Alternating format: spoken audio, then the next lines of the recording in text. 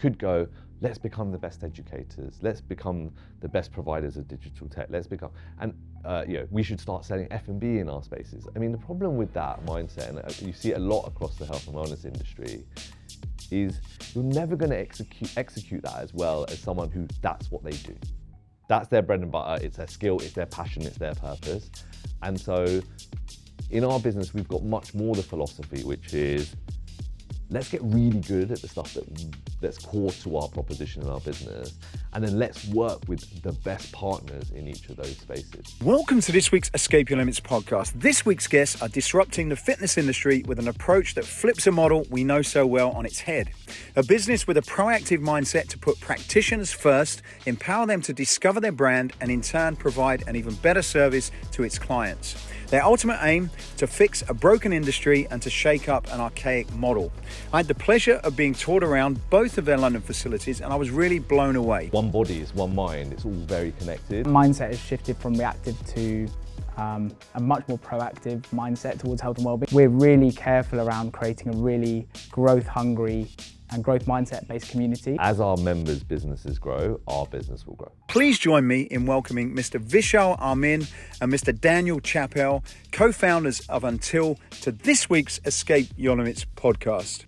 Vish and Daniel, thank you very much for inviting me into your studio, do we call this? Yeah, kind of our studio. Yeah, that's right. And this is your first location, is that right? Yeah, Soho opened just over 18 months ago.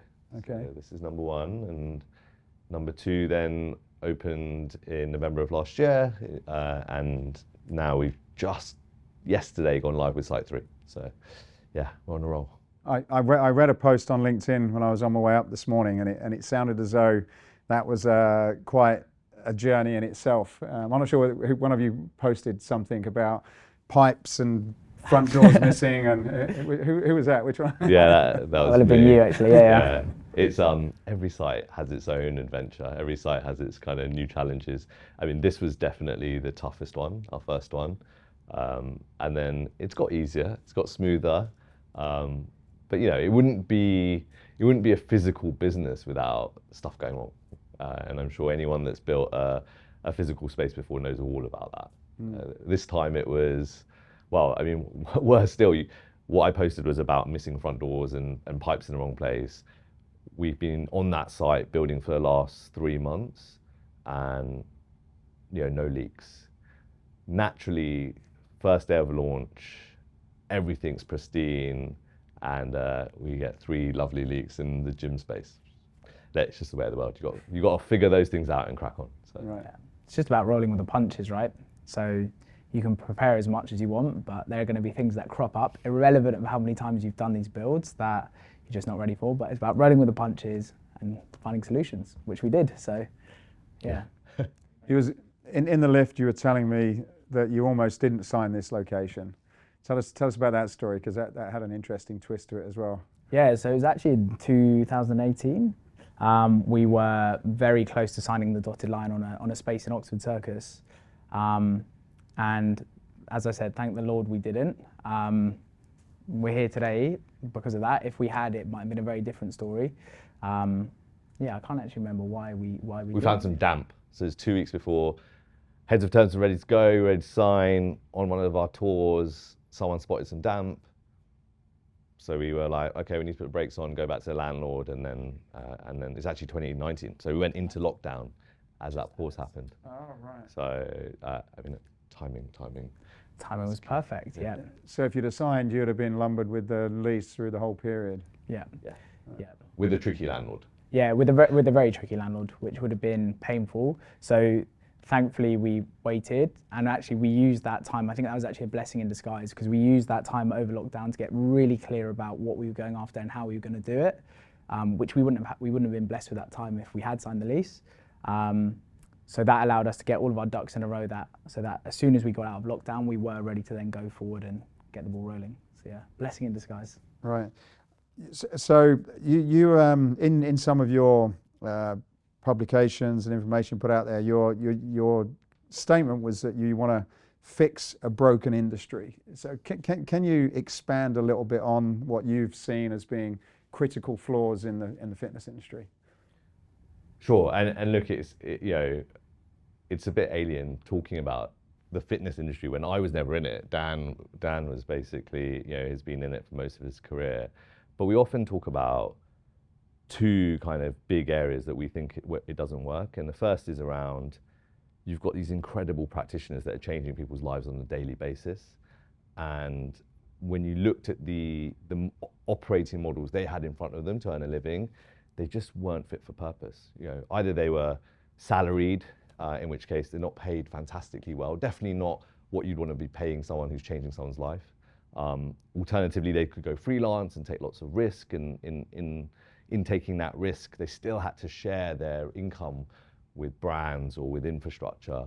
Or the third option for these practitioners was, build my own space, build my own business. And that takes huge risk, it takes capital, it takes knowledge, and many never get there. And those that do find that they're not doing what they love anymore. And so that for us just felt like it didn't work, it didn't make sense. And then the second area was just around how fragmented it is. Why as a consumer am I seeing a personal trainer in a gym and a physio in a physio location and a therapist in a therapy center? We learned through COVID that we're solving, like, it's one body, it's one mind, it's all very connected. And so that experience doesn't really work. And so those were the two things that when we talk about broken, that felt pretty broken. And so that's what we wanted to fix. I certainly felt that going into the pandemic and looking at the fitness world, space, industry, whatever you want to call it, and then where trainers went during that period and how they figured out survival, and then how they came back. Certainly they came out as very, very different people. Your experience of potentially signing a lease with a business model in the pre-COVID world and then seeing what happened, what would you say were some of the major things that you refined, if any, by when you signed the lease afterwards? I think one of the core things was insight. We just got shed loads of insight. So we used that time to go and speak to, I think we spoke to over 500 different health and wellness practitioners to better understand what their different pain points were. And that allowed us to better curate our services and our infrastructure, both physically and digitally, for these guys to have an amazing experience come in. It wasn't just what gym equipment do you want, it was how do you like things to feel, look and touch. Like it was right down to scent sciences. How do we curate the spaces in order to make the most effective space for these people to work in? So that was our time to really push on there. Do you think that your I guess I'll call them clients, but the trainers and the therapists that came to you, had they changed as well in terms of their interest in the model that you guys were presenting, do you think? For me, massively. So having spoken to them all, a lot of them came out of COVID in need of community. It almost was, our business was almost perfectly placed for them post-COVID. They all felt really lonely, having been siloed for however many years it was in the end. So that was perfect because they then were integrated back into a community of like-minded people. But B, it also helped their businesses for a few reasons, because it made people hyper aware of their health and wellness, not just physically but mentally as well. So the consumer that was coming into them was no longer just chasing after aesthetics. They were going, I want to live a longer, healthier lifestyle. I want to get my mental health back in shape first. So it was a much more holistic approach, which again just paired perfectly with the services we had been setting up. So those were the two core themes I saw. But yeah, I'm sure. I think the other shift was, when you're an employee or you're working under a brand, it's natural to always feel fearful to go out on your own. And I think given the nature of the way COVID came and the lockdowns, a lot of these brands couldn't justify supporting these practitioners. So all of a sudden, you've gone from having a living to not having a living. And so in that moment, what happened to a lot of those practitioners is their clients started reaching out to them directly. And I think what that did during that period was empowered them to realize they're the brand, they're the product, they're the thing that their clients are coming for, not necessarily the brand they work in or the shiny environment. And so I think that shift began allowed us to really step in and drive our business model. Had that not happened, do I think the shift would have happened? Absolutely, but it would have taken far longer than I think it has. One of the other things we saw was pre-COVID, there was a very reactive mindset to health. And I think everyone realized the importance of how fragile health is in that period of time. So what we found, and I still find now, having spoken to not only the members but also the consumers of Until, is that mindset has shifted from reactive to a much more proactive mindset towards health and well-being. So we're now having younger generations starting to prepare themselves physically and mentally before issues occur, which we never saw previously. And you're now starting to see athletes self-paying, pulling themselves out of their crowded environments, self-paying for their treatments and their training to be progressed. So everyone's being a lot more proactive in their approach. The wait is over. Our new Escape Fitness catalogue has landed. This is the essential guide to all of the latest product innovations that are shaping the future of functional training. Bigger and better than ever, this year's catalogue is 190 pages, jam-packed with everything from eye-catching, bespoke functional training frames to some of the latest strength training equipment. So sign up today to receive the digital version today, or be one of the lucky few to receive a hardbound printed copy straight to your door. So what are you waiting for? Go to escapefitness.com now. Talk us through how you would explain your business proposition, because it's a little bit different. You mentioned off camera that it's not like the Uber of X or whatever. There's nothing really to compare it to. So how have you been able to perfect your elevator pitch, and how would you best describe that? No pressure. I'll let Go for it. it. Nice.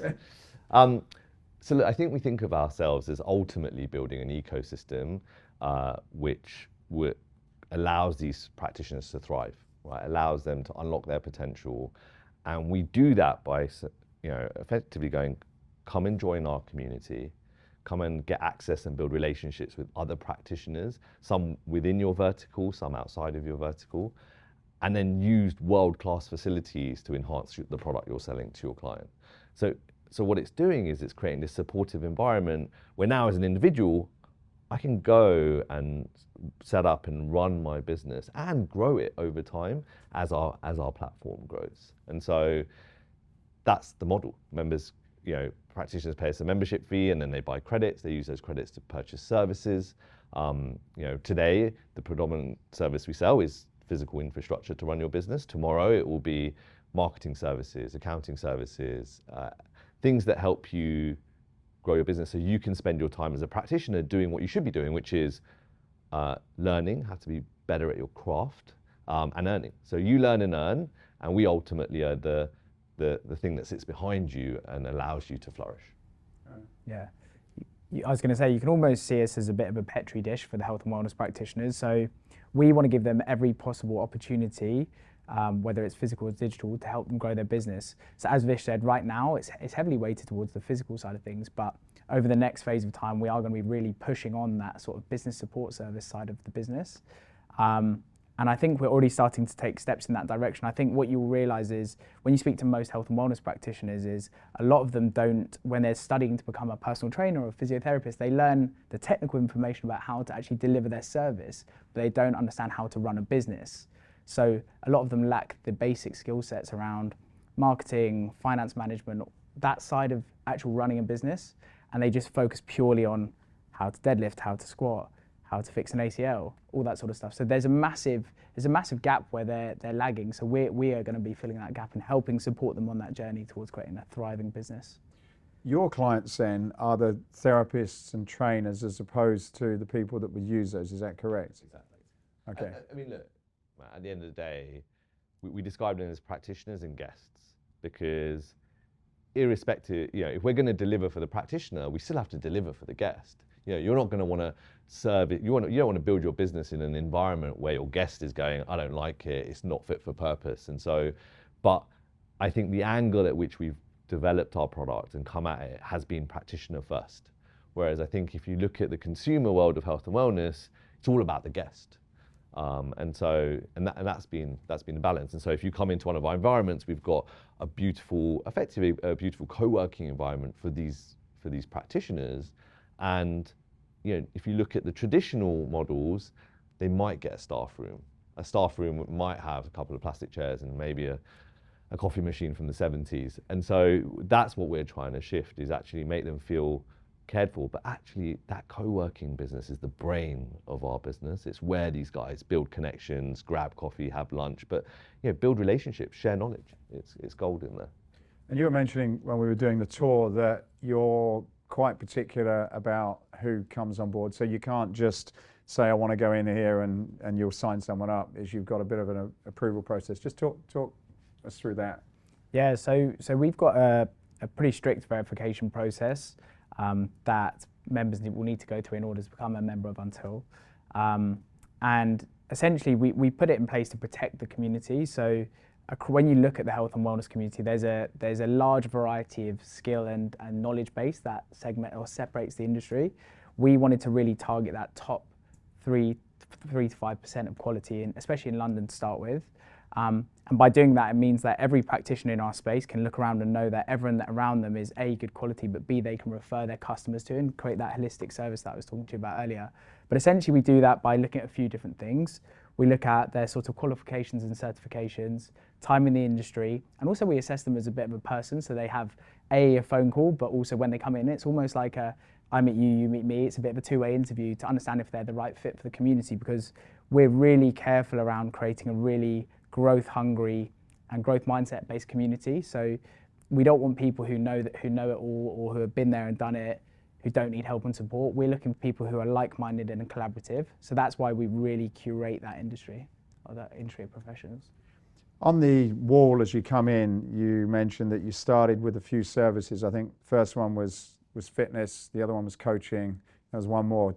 Can you talk through where you started in terms of those key services and how you've evolved those? I mean, to train, treat, and coach, right? So, and having learned about the business and all the specialisms that exist, it almost feels too generic. But our trainers are effectively anyone that delivers their service, or the majority of their service, from a physical gym, training space, which is it's not a consumer gym space. It's a fit for purpose fitness space, strength and conditioning space. Then you've got our treatment practitioners. So that's your physios, your osteos, your chiropractors. Chiropractors, that's it. And that's kind of one of the biggest areas of our business, but we started quite narrow. Anyone that uses a plinth, a room, needs a sink, that sort of clinical environment to do their work. And our final community is our coaches. So anything talk therapy based, psychotherapists, nutritional coaching, performance coaching. And so those are the 3 focus areas we had. And as we've developed the business, we've seen this whole raft of new practitioners wanting to join the community. I mean, health and wellness is changing. And so you've got all sorts of different types of practitioners, and we've had to adjust for that. And so in our newest facility, we now have spaces which is for lifestyle doctors. We have spaces for dental practitioners, hygienists. And if you'd, coming from a healthcare background, I would have never imagined that those 2 worlds would have met. But I think it's another thing that COVID has enabled, right? It's enabled these 2 worlds to go, well, actually, we can't live totally separate.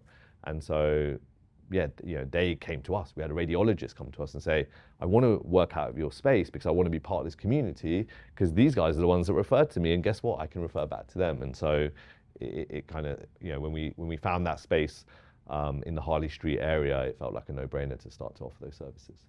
How have you found I'll call them your trainers, coaches, etc. How have you found they've responded in terms of referrals? Because the way you explained it kind of makes sense that if you're a trainer, you need maybe some nutrition, you maybe need a chiro, like those things, as you said, totally go hand in hand. But in most situations, you go over here and have one thing done, and then you have to go out and search and Google to find someone over here, no connection. So I can see the benefit of having this kind of premium facility where everything's under one roof. But are you finding that the people that are involved in it are really happy with that collaboration and seeing the benefits?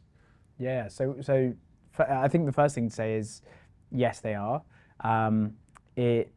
initially when we first started it, there was always a bit of hesitancy because it's the first time these practitioners have been together, especially when you bring health and wellness practitioners together in a hub when they see themselves as competing for the same professional.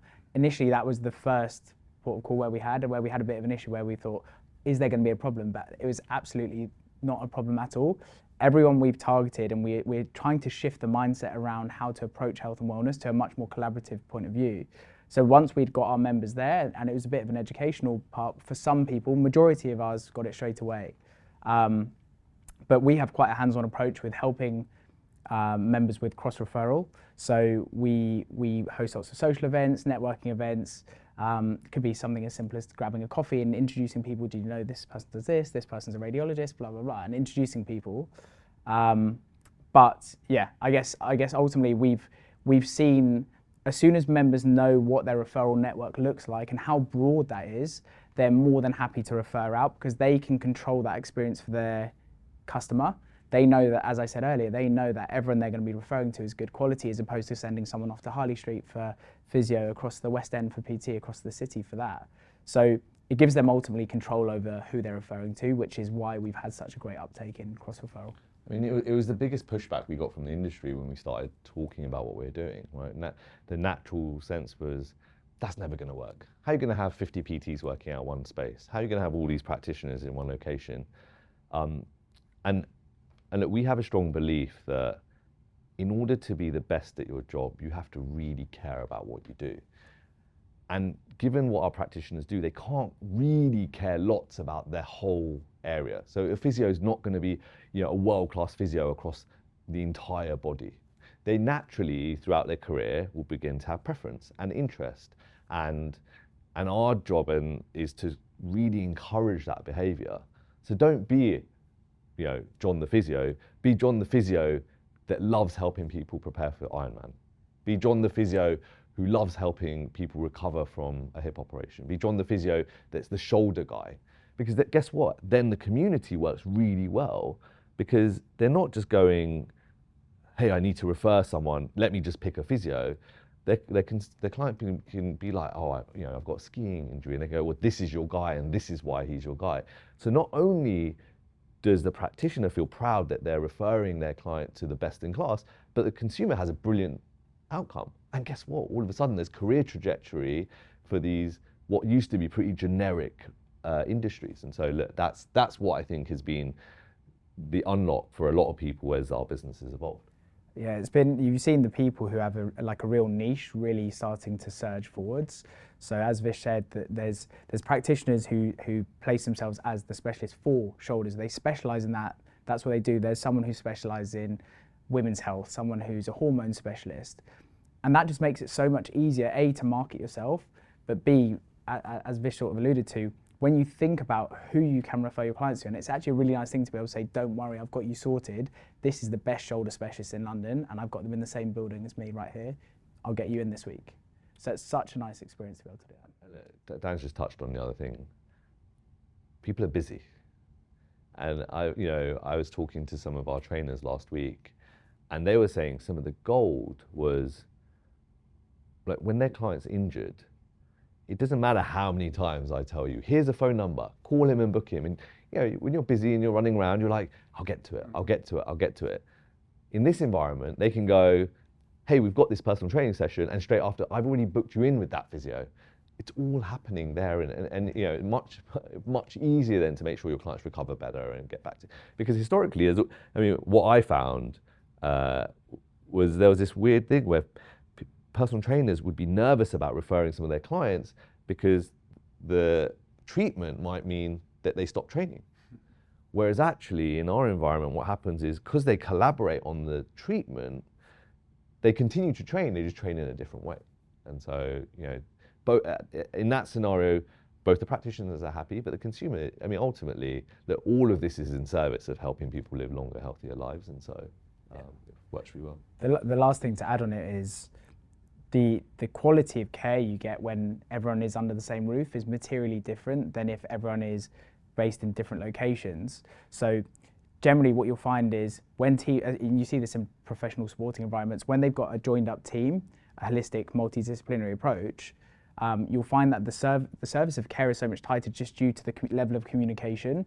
So if I'm a PT and Vish is a physio, as soon as I've seen them, I can pass on the notes. There's no breakdown of communication. There's a closed loop of comms, which that's often where it breaks down. You'll see personal trainers asking the customer, oh, what did your physio say? What did they say? And then you're never going to get it straight from the horse's mouth. And there's always going to be a version of Chinese whispers there somewhere, somehow. So we get a much tighter loop of communication, which means ultimately a better level of care for the customer. As you've gone through this, have you found that there's new problems that you've needed to solve? So for example, you're attracting professionals in a particular subject, so let's say the shoulder guy, and where they may have dedicated a lot of their career into doing that, but when it comes to the business side and marketing and referrals and collaborations and all that, it may not have been something that they've needed to do. Are you finding that there is a requirement for that coaching and support to not only provide the services, but to assist them to be successful in business?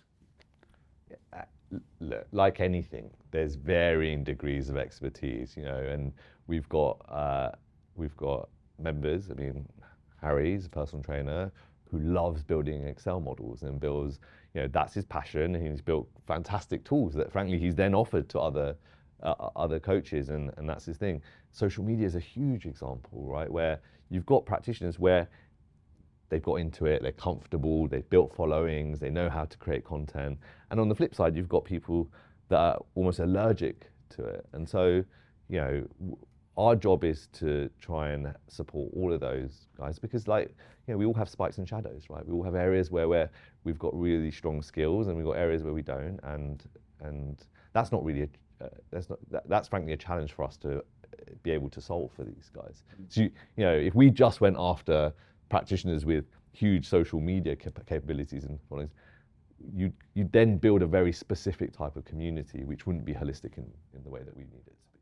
So do you see yourselves as time goes on being also part of the education yourself to assist these because I guess it's in your interest, you don't want anyone to fail either and not be able to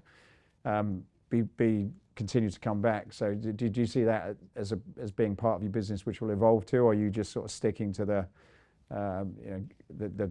physical locations, would you say? I mean, we've got a strong view on this, right? Like, given what we're trying to do, there's loads of things we could start to do, right? You could go, let's become the best educators, let's become the best providers of digital tech, we should start selling F&B in our spaces. I mean, the problem with that mindset, and you see it a lot across the health and wellness industry, is you're never going to execute that as well as someone who that's what they do. That's their bread and butter, it's their skill, it's their passion, it's their purpose. And so in our business, we've got much more the philosophy, which is, let's get really good at the stuff that's core to our proposition in our business, and then let's work with the best partners in each of those spaces. And that will mean working with a couple of different ones, because they, a lot of it is human and personality led, and that will mean working with the best health tech partners. Like we know what we do, and we want to stay quite core to that. But part of our job, and actually a lot of what Dan is now leading on, is to go, who are the partners? Who are the individuals and organizations that we're going to bring into the mix and almost rubber stamp and say, we've looked at the market, we've gone and understood where the value sits, this is who to back. Some of that will be through experimentation, and some of that will be through just our own kind of the work that you're doing. But I saw the room downstairs, and you mentioned that sometimes you get people together and have training sessions. So are you in some ways sort of supporting then to have people coming in, speakers and that is? Yeah, right. Absolutely. So we know that our community are growth hungry, and they all are really, I guess, motivated to stay on top of the latest research, the latest knowledge, the latest technologies, etc. So we make sure that that's a core part of our service. So they get access to, like I said, educational sessions delivered by other members who have differing skill sets, which you might find you get help with physios to PTs, or psychotherapists to PTs. Like it's a really diverse mixture of topics that you'll find there. But yeah, we also bring in sort of industry figures and industry leaders who can help upskill our members to the next level of their performance. And that's something that we aspire to continue to do as we grow and scale, is to continuing leveling up that service, keep the education growing, and like creating a runway for them to never stop growing. Yeah. Are you charging for that, or is that part of?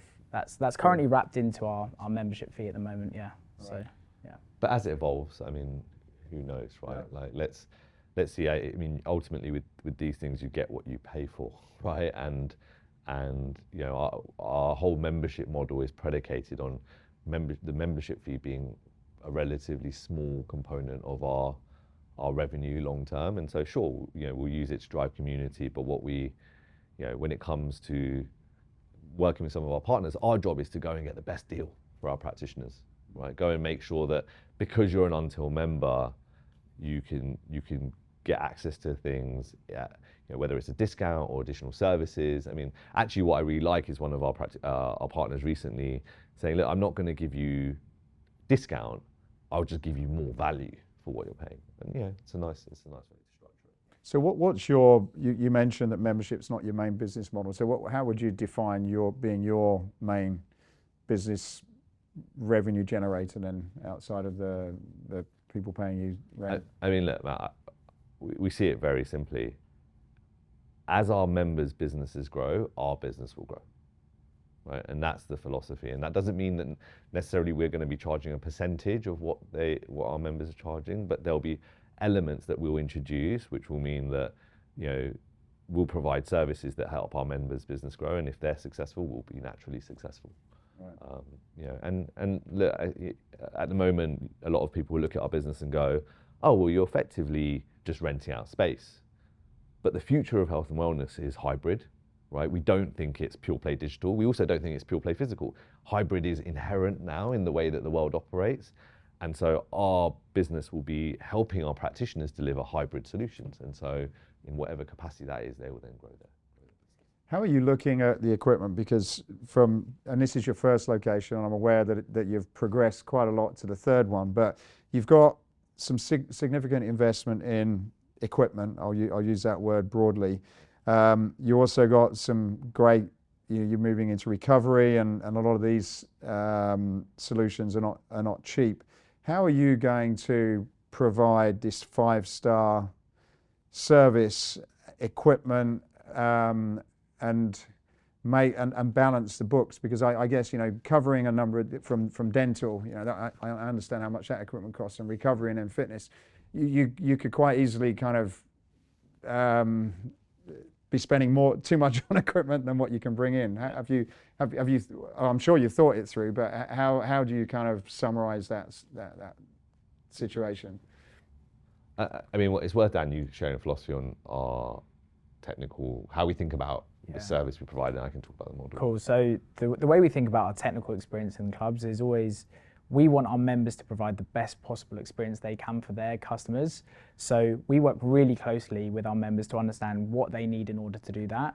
So we want to make sure we're providing them the very best kit from whoever they think is the best for that particular piece of equipment. So whether it's a leg press, whether it's a treadmill, whether it's dumbbells, we always work closely with them to understand that from a performance point of view, from a longevity point of view, as well as just like look and feel. They all have very particular points of view, and we're never going to please everyone at the same time. But what we do is we get a core understanding of who they believe is the leader in the market for that given piece, and we make sure we secure that.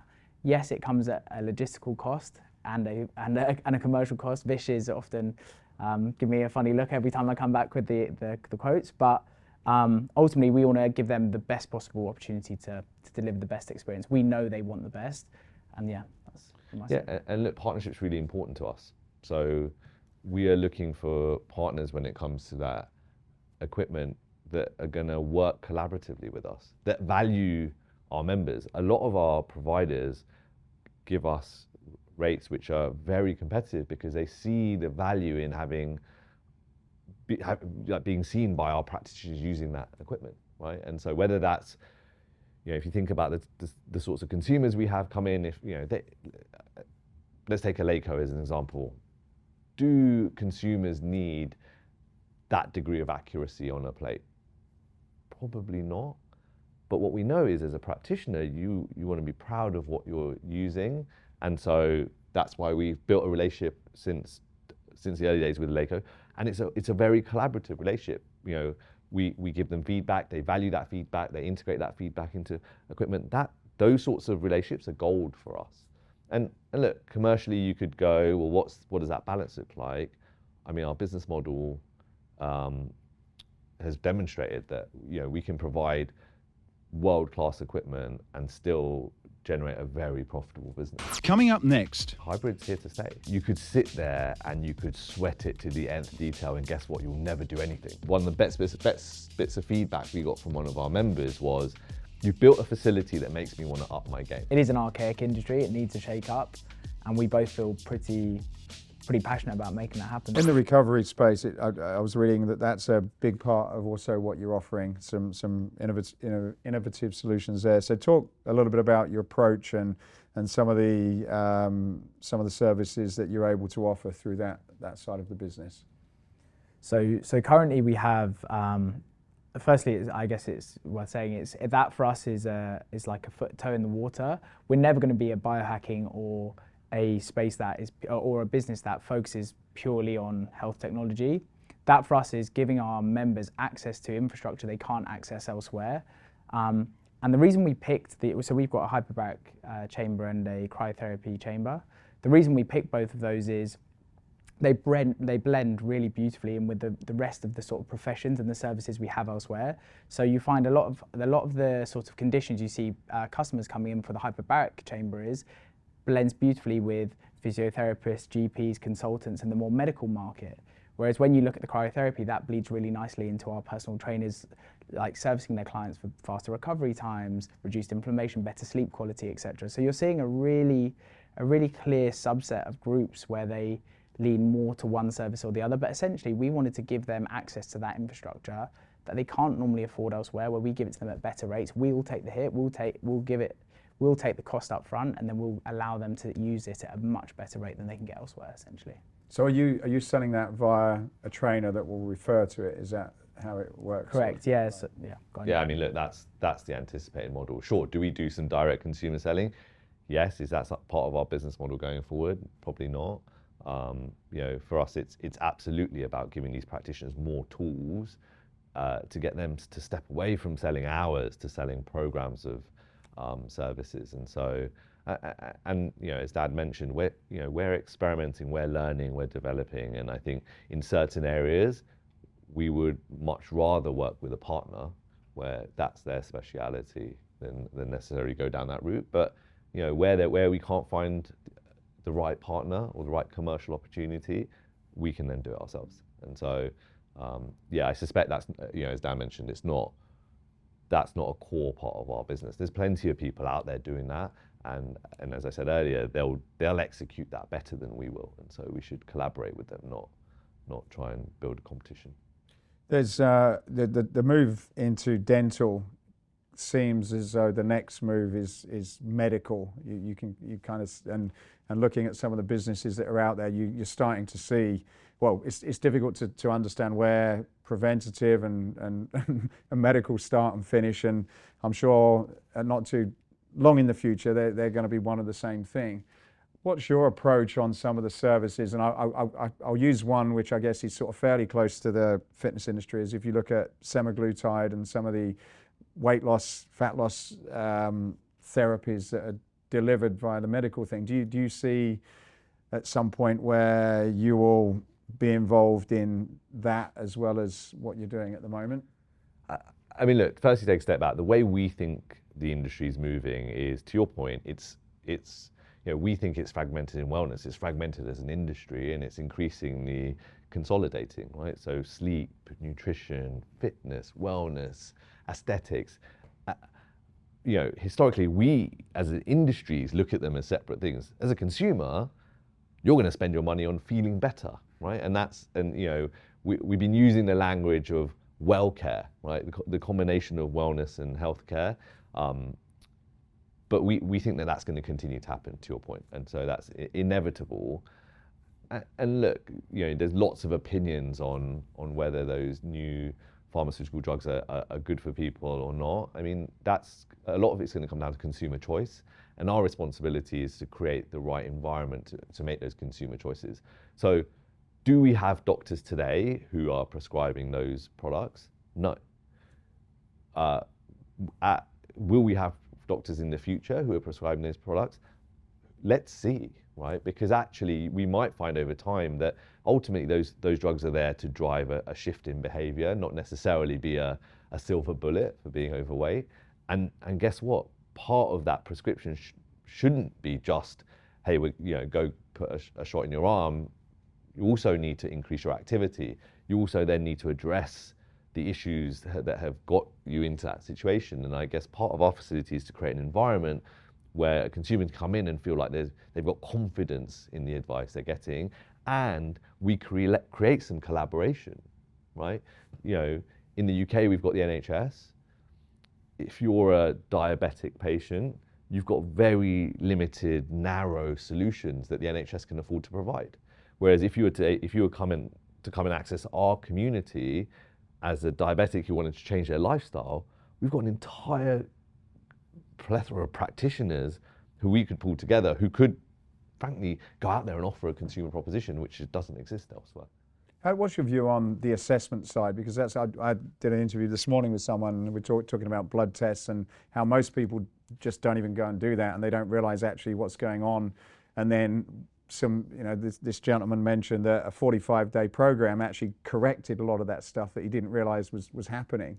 So there definitely seems to be a requirement for people to understand a lot more about what's going on, and I guess the cost of some of these tests are coming down. Where do you guys see that assessment to be able to prescribe some things that you're not getting when you go to your doctor? Yeah, I've got quite a strong view on it. So we always think about diagnostics in like a clear way. If you're not measuring it, you're not able to move the needle, right? And whether that's you looking at bloods, bone density, body composition, whatever it is, that is critical to making sure you're on the right path and you're taking the right measures in order to get there. And sort of just back to Vish's point around, would we ever branch into some of those other sort of medical spaces or procedures? Depending on how the research evolves and how our sort of members change, they're all naturally skeptical, which is great, as the best professionals would be. But that's why they do these diagnostic tests, is to understand what their patients are going through and what their customers are doing. It is critical, and we work with a few diagnostic partners, again, back to the other point, how we won't necessarily do diagnostics in-house ourselves, but we'll outsource to the best. It's a massive part of our sort of member services. All of them use blood test providers, MRIs, and we outsource all of that stuff, but it is critical. And I sort of talked you through our performance suite earlier, which was another part of our measurement system, which enables people to not only prepare the best programs based on where people are from a performance point of view, but it also allows you to assess and monitor and continue evolving someone's program going forward. So yeah, I think diagnostics is huge for us. You were talking about creating some of your own tech. Where do you see technology in this business in terms of connecting people's journeys and providing meaningful insight? Is that something that you've got in place or you're thinking about, or are you just leaving that to people to go down their own direction? I mean, look, today our technology is effectively a membership and booking tool for our members to manage their membership. That will evolve naturally. Unlike a WeWork, all of our revenue is generated through our app, essentially, and what that means is that our users are using it every single day. So that it's a very small step then to enable that engagement and that interaction to be translated to an environment where consumers can now access those practitioners, and whether that's to find them, whether that's to pay for their services, whether that's to book them, whether that's to discover new ones. I mean, there's a whole host of different things. And so, we're not building any cutting edge technology. We're just building things that kind of enhance our community and make it easier for people to get access. What downstairs you were mentioning that you built in some of these pods where people can do podcasts or they can do remote coaching. Where do you see that going? Because the conversation we had before it started in terms of communication and trainers being able to tell their story, it's an interesting area for all businesses to look at. Do you have some views about what that means to Until? It goes back to hybrid's here to stay, right? I mean, I got into this space. I saw the opportunity because I had a personal trainer in Dan, and I guess, but we travel, things get in the way, things aren't always convenient, and so historically you'd have just gone, oh well, I'll go to the hotel gym, and your trainer might have written you a program. Whereas I think post-COVID, now those trainers are going, well, we could still train, we could still do it online, and so I think it's a blend. And look, I think it's naive to look at anything in the extreme. So do all PTs want to be sat in Bali sipping cocktails and earning money just with these online trainings? No. I mean, some do, and it's made out to be this magical solution. But most of those practitioners, or the best ones, didn't get into the industry to sit behind a laptop all day, right? They did it to get in front of people and change their lives.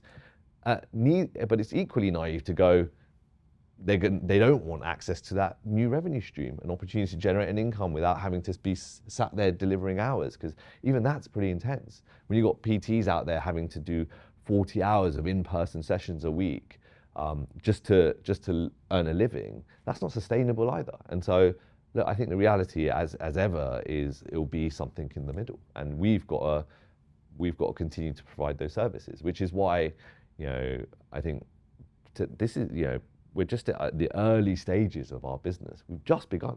We're only 18 months into our operations, really, and I think we live in this world where technology businesses become £1 billion overnight. We're not on that journey, but for us, we're focused on the right things, and it will take however long it will take. You decided to start the business in probably the most difficult time, particularly for the fitness industry, whether it's consumer fitness or bricks and mortar. Everybody seems to be quite scared of it. What was raising money like for this concept, particularly on the basis that nobody's even done it before? I mean, a very relevant conversation. I mean, bizarrely, it was far easier during lockdown than it has been more recently. And I guess that talks to the economic times. But at that time, if we spoke to an investor and you said, hey, look, I've got this idea, it was like, let's have a conversation this afternoon, right? And get on the phone, and we managed to raise, we ended up being 2.5 times oversubscribed. And at that time, all we had was a couple of the team, a PowerPoint deck, and this crazy story about building physical spaces when the whole world was never going to go back into the centre of London. So, were you looking to raise quite a lot? I mean, we ended up raising just over, we ended up raising just over £2 million, which at that time, with just a PowerPoint deck, was quite a chunk of change. Especially given it's not like we came from the industry. It's not like we'd done it before. Oh, well done. I mean, look, Matt, like anything, timing, right? Timing works for us, and we're a business that's had the fortune of timing, because sure, on one hand, it's a tough time to launch anything. On the other hand, you want to be building a physical estate. This is the time to do it, right? Landlords are out there, pushing themselves to think about, how do we do things differently? How do we attract people back? Now, I think what we've seen is the world go, we're in this new paradigm where people will be working 2 or 3 days a week from home, and you've already seen that beginning to shift. I wouldn't be surprised if we're sat here 2 years from now and we're back to pretty much where COVID. I think that philosophically people's mindsets won't ever go back, but I think the expectation from employers will be, we want you back here, because guess what? You're just more productive. Anyone knows that when you're sat around the table doing work versus sat around a bunch of Zoom calls, there is a much more productive nature to that. And so I think that's where we'll go back to.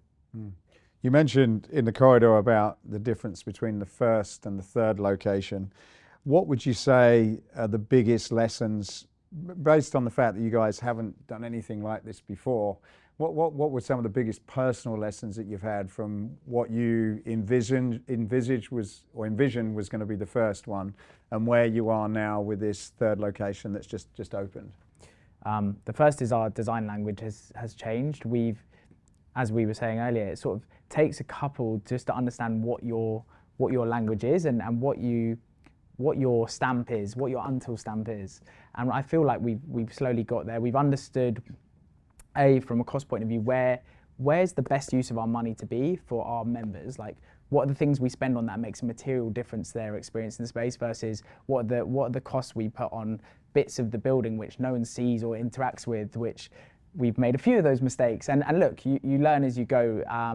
But I think we've learned how to better utilize our space, how much space we need for each profession. That's been a huge learning for us. So we've optimized every single build we've done so far. We've further optimized. I think I would say roughly 30 to 40% better each time. And that's not just the design, that's the services, the quality of product, the infrastructure that we put behind the rooms, the technology we've integrated throughout the building to make the building smart. And that allows us to capture data on our members that no one else normally would. I spoke to you earlier about the heat maps we can create by seeing the way our members use the space, and we take all of that information and take that to provide a much better experience for them in the next few spaces. So I think it's more optimizing of space opposed to any material shift in terms of design. Yeah. What about you, Vish? I mean, I think ultimately when you're building physical space, it's obviously very different to building an app, right? Not to say that it's not difficult to create the right screens, but if the screen is not right, it's a bit easier to change than if you're having to take down walls and so I think one of the philosophies is you could sit there and you could sweat it to the nth detail, and guess what? You'll never do anything. So, you've got to accept that when you build a facility, it's going to be wrong, but by how much, right? And our job is to make sure that it's not 50% wrong, because that gets quite expensive. But we continue to refine and evolve that. And look, we are done right now with Marylebone. We know our product. We won't be extending beyond that. There's not going to be a world where Until is delivering operating theatres. We have our hospital partners that do that, and they do a brilliant job of that, and we'd rather build those relationships. But now it will be a case of taking what we've built and just really refining it, building a blueprint. And as Dan said, like that's the DNA of the business. That's our IP, knowing what it takes to make sure that you house an environment which creates the right community. I mean, yesterday, one of the best bits of feedback we got from one of our members was, "You've built a facility that makes me want to up my game." That's the feedback we want, right? Not your space is beautiful, not, oh, I love that kit. Like, the outcome is, if you're gonna come in and feel inspired, whether that's by our community, by the space, whatever it is, we want our members to leave feeling inspired, and that's the focus. How do you work that from a brand perspective? Because I guess your brand is not necessarily, you're sort of working indirectly. So how do you position your brand where it does exactly what that client said, and do you sort of have an idea of a sort of a do you have an avatar in mind where you try to predict what your clients are going to want to bring in, or how do you do that? Because that sounds like quite a difficult thing to get your head around. I mean, the guy that leads brand in our business is probably neither one of us, and so I'll try not to butcher this. But I think that I think our brand needs to your point exactly, needs to, as a result, live subtly in our space. Right, what you won't hopefully see when you walk around our space is Until plastered everywhere, right? Because actually it's about helping these guys know that they can build a business on this platform. And increasingly, the way we think about the business and where it's going is that we'll be powering our practitioners, but we'll equally be powering other people's facilities. We'll equally be powering other people's businesses and propositions, right? I mean, there's a huge drive around corporate health and wellness. And when we saw that, our first reaction was, we've got this great opportunity where we've got the physical practitioners here. That's what businesses want. They want their employees to be able to go somewhere and see these brilliant practitioners. And so we could have run away and started building all these propositions for these corporates and in serving that. But actually what, one of our aha moments a couple of weeks ago was, well, why do that when actually there's already these fantastic health and wellness entrepreneurs building these corporate propositions? They've got little teams, and why don't we go to those guys and say, look, what you don't have is physical premises. So when you need physical premises to deliver your service, use our Until platform. And guess what? You're not going to hire every speciality you need, but I bet you, across the 40 different specialities we have, we'll have one that fits probably better for your consumers' need than elsewhere. So come and join our platform. So I'd rather we as a business support those guys build their businesses. I suppose when I think about it, you seem to position yourself as excellence with your recruitment process, where anybody that's in here has already been vetted. So you're going to get a high level of coaches, trainers, etc. And then when you walk through the facilities, you can definitely see that's matched in the way things are laid out and the service and the people at the front desk and that. So I suppose through that, it says to me, best in class in some way. That's what you get from the brand. And yeah, I mean, look, our vision is Until becomes an aspirational destination for these practitioners, somewhere that, if you're a fresh PT or a fresh physio or a fresh dentist, you envisage a world where you do the work, you invest the time, you find your passion, and at some stage you aspire to then work from the Until platform. And so that's the way we think about it. And a great example was last week, one of our investors said, oh, I've got a friend and she's seeing a physio in Until. And I was like, oh, I'd love to know, how did she find that physio? Like, what was the route? And she came back to me and said, well, actually, because she'd heard of Until, she went to her insurance company. Her insurance company gave her a list. She looked through the list to find who worked at Until and then picked the practitioner based on that. That's great, yeah. That's a win for us, because what it tells us is now consumers are seeing us as that stamp of quality. And so for our practitioners, it means the same, which is why, going back to, it's really important that we kind of retain that quality standard, because if you don't retain that and we try and grow so quickly that we end up taking it, everyone will lose that quite quickly. And look, we're not always going to get it right? I mean, let's call it, but our job is to try and get it right as often as possible, and when we don't get it right, take action. I think it's an interesting way of disrupting what typically happens, and you see a lot of brands that are in the fitness space, and I think that a lot of them are struggling to keep trainers, and then in some cases the good ones go off and do things on their own, and then the quality comes down, and if there's not the education, you can have a great fitness center, which could be a premium brand, but then the service delivery is dropped because of some of the challenges that you've solved. So I think it'd be quite interesting to sort of see how this changes, because you are really challenging that model, certainly when it comes to personal training as an example, and particularly with the focus on quality, because you can almost the way you're explaining it is like, well, you can trust that if you get anyone here, that they are going to be good. You don't have to go and do your own research. It's like, you've already done that whole thing for someone, and that's not the case in a lot of business, unfortunately.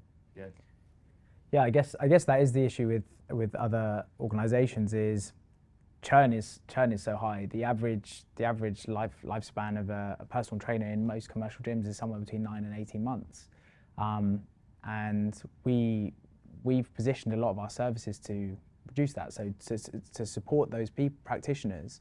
And often the reasons why they leave is the lack of support, the lack of education, the lack of community, or just the business model itself doesn't serve them best. So we're trying to tackle a lot of those issues, and over time we'd look to reduce the general churn rates for the industry, and hopefully make health and wellness an industry where you can have a really successful career with longevity. Yeah, I was going to ask you that question about this longevity, because you mentioned real career. In some ways you think of the progression being trainer to doctor. I know that's a big jump, but if you think of it from a preventative perspective, and I certainly know trainers that have spent their whole careers done extremely well, and the knowledge that they have is very unique, because they tend to look at someone from a holistic perspective, and they're definitely worth every penny that you would pay for them. That's not the case for most trainers that come in the industry, and they find that they can do much better at working in retail, for example. So how are you, I suppose, providing people an awareness to say, well, look, if you do come in, you're a great trainer, you work on yourself, that you could turn this into a really viable career where you can actually support a family? I mean, look, I think it's about giving them access to an opportunity to charge what they deserve, firstly, and some of that is through providing access to education. Some of that's absolutely from doing that from a facility that justifies the rates that they should be charging. But equally, it's about giving them access to different opportunities, right? And again, Matt, right now, I couldn't tell you what they are. But one thing I know is, as we're changing things, we've got a whole host of external partners and opportunities coming to us and saying, hey, do you guys have this sort of person or that sort of person? And so that will always lead to more and more value. But naturally, a practitioner, until he's charging more than your average personal trainer because of the quality they provide, and they are able to earn a living in London, which is probably one of the most expensive cities in the world. And so, do you see, and you must have modeled this in some case, but do you see on the flip side, so it's all right saying, look, we want to pay ourselves more and earn more, but on the other side, do you see that if you're positioning this and creating this business and this opportunity, that from the consumer perspective, they're actually going to look at the fitness industry and fitness professionals to say, well, I actually want to invest more than a £50 a month in a health club membership. I actually realize that my health's important, and I'm going to make choices, and I'm going to be putting more money into that because I know that I'm going to get the type of benefits that I need from doing it. Do you see that you can create this consumer demand that may not be there at the moment? Yeah, I mean, look, I think it's about value exchange, right? And ultimately, I think lots of people, especially if you're a naive consumer like me and you haven't got an education in the space, to your point, you're often relying on Dr. Google or friends' recommendations. And given the nature of personalized medicine, it means you'll go and you might spend more money than you felt comfortable spending and not get the value because you didn't get that leg fixed or you didn't get the advice you wanted. And I think our job is to make sure that when you come onto, I mean, I often use the example of sound healing. And so, what we want to do, so sound healing is an emerging modality.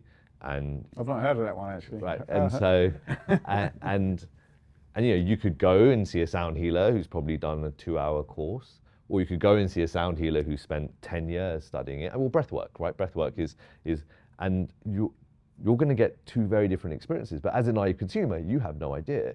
So you could go and see the 2-hour trained workshop practitioner and come away going, what was that? That didn't do anything for me. And as a consumer, you'll dismiss that entire modality. Versus if you come to an Until, you see a practitioner who we vetted and we know is top of their game, you may still come away with a feeling that that's not your preference, but at least you know that you have tested it properly and you've got the value. And so, that's one way we're going to support the consumer. I guess the other way is, we don't want to be this very exclusive, only for the wealthy space. And so, I mean, Dan's just kicked off a program where, we do want to encourage, younger practitioners who are on their journey to come and get involved. And if they've got the right mindset and they've got the right hunger and philosophy, then we want to be able to introduce practitioners who might be cheaper to access, but we'll make sure that they are then willing to invest in our own practitioners around them to help them on that journey to accelerate them to success. So, we do want to drive access. It's an important part. We don't want it to become a place where it's only for the wealthy, because I just don't think, I don't think our practitioners, believe in that as a philosophy. Mm. You managed to attract Mr. Bartlett, who's pretty, I guess, very, very popular at the moment certainly in the UK with what he's doing. How did I do know the story because Michelle told me about it, but share the story about how you attracted him to get on board and get involved in the business? I mean, look, transparently, we talked about it before the podcast. Our biggest challenge is awareness, right? I mean, we're still only 18 months old in a 3-club business. And our second challenge is comprehension. And so we knew that we needed to address that. And, Stephen's built an incredible following. And, as an individual, represents entrepreneurship and has a deep passion, as you can see from his podcast guests, for health and wellness. And so, we took that insight and went, actually, we need to figure out a way to work with him, and then started the conversation, and that conversation evolved. Didn't you meet Michelle was sort of saying you kind of saw him at an event and I mean, we tried to get to him in multiple different ways, and so it culminated in at PerformX, which Steve Alton runs.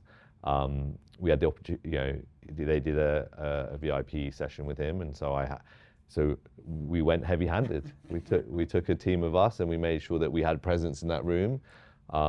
Equally, I'd built a relationship with some other people in his team, and so look, things came together. And look, they didn't happen overnight, and I don't think the best things do.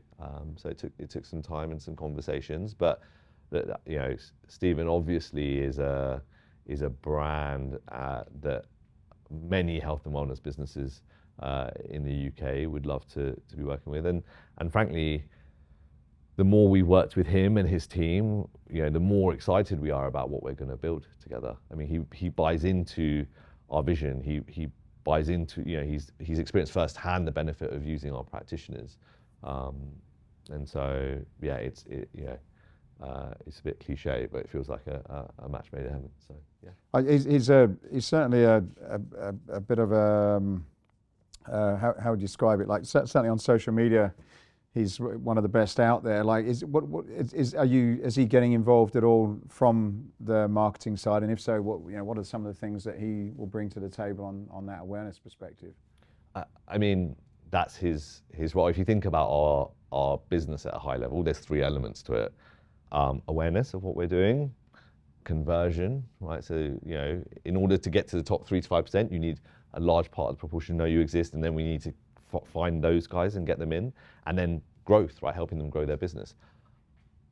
We know how to convert and grow those practitioners. I'm not saying, and we'll continue to learn, and that's the area that we're going to focus. Marketing, as many in the industry will know, is expensive, changes, hard to navigate, and thankfully him and his team do that incredibly well. And so, whether that's working with him to decide to land messaging, whether that's working with him to understand how we should be building content, whether that's working with him to understand how we should be positioning ourselves. I mean, that's the reason, albeit marketing co-founder, whether that makes much sense in the industry is neither here nor there. Marketing is the bit that he's brilliant at, so that's the bit that he's focused on. I know you've got your sights on international expansion. What are going to be some of the what would be your next international market you would go into, and why? So look, I started my career in the US in healthcare, and so I'm by no means an expert, but have an understanding of what that market looks like.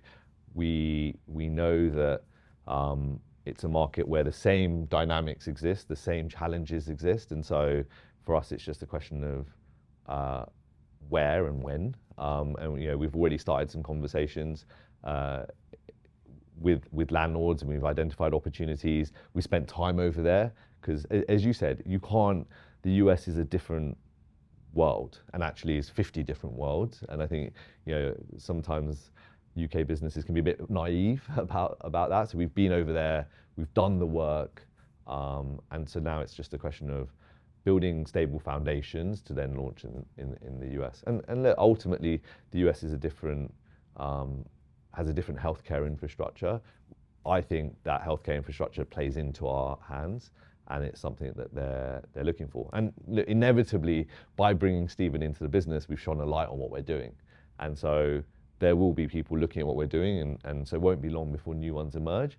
We just feel that with the investment we're making in digital, with the IP we've developed over the last 3 years, we're in a pretty strong position. Do you think it will be something that you own facilities, or it will be a franchise? We'll see. I mean, there's people we've spoken to about franchising model. I mean, when you're building real estate, you need to be careful, right? You can spend a lot of money and get it wrong, and so it makes sense in some markets which are maybe not core to partner with people that know the market, that know real estate, know construction, and then provide the services to support their business model. Whereas markets that core, it might be more valuable for us to retain. But again, those are conversations that we're always open to having.